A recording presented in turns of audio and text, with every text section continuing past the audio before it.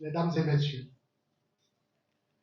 l'activité qui nous réunit aujourd'hui s'inscrit dans le cadre de la mise en œuvre du programme Multi-Élections financé par le gouvernement américain à travers l'USAID.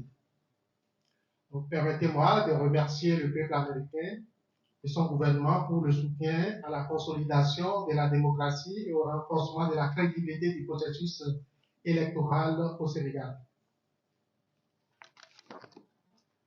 Mesdames et messieurs, la thématique relative aux élections et aux droits humains occupe une place importante dans le processus de démocratisation et d'affirmation de l'état de droit.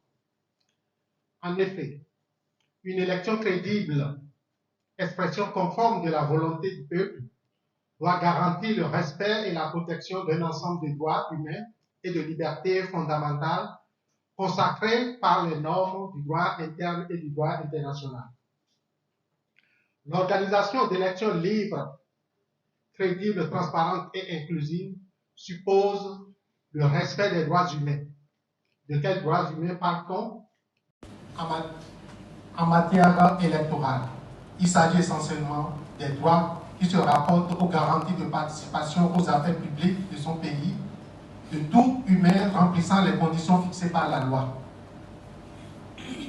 Mesdames et messieurs, en réalité, l'enjeu principal est de garantir le respect du droit de chaque citoyen de participer au scrutin sous réserve des conditions requises, du droit de vote, du droit à la marche, de la liberté d'opinion et d'expression, ainsi que de la liberté d'association. Sans être exhaustif, on retrouve ainsi une catégorie de certains droits civils et politiques.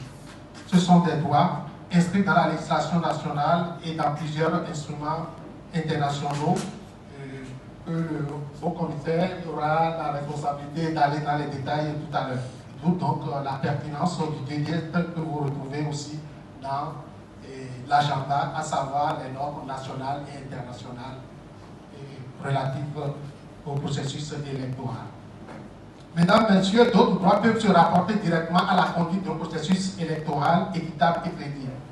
On pense notamment au respect du droit à l'information électorale, au respect du droit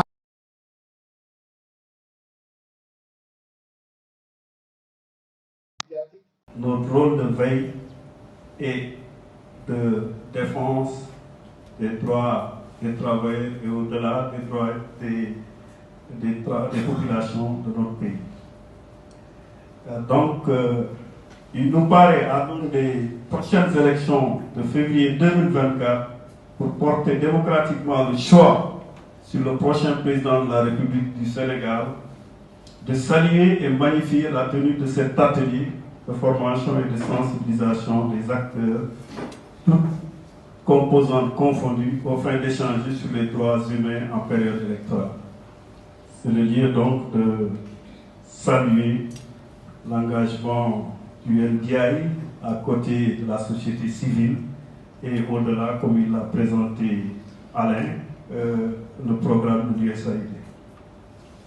Ce fort moment d'expression démocratique du peuple devrait être en réalité un moment de manifestation de la souveraineté des populations par un choix démocratiquement exprimé à travers les urnes, pour élire le médium par lequel passeront les destinées de la nation sénégalaise pour répondre présent au banquet des États les plus avancés. Dans de tels moments, il est important, il est fort évident que le mouvement syndical, défenseur par essence des intérêts des travailleurs et des couches vulnérables, a une impérieuse obligation de veille pour que ces derniers puissent jouir de leurs droits humains fondamentaux pour un combat juste et équitable. Pour ce faire,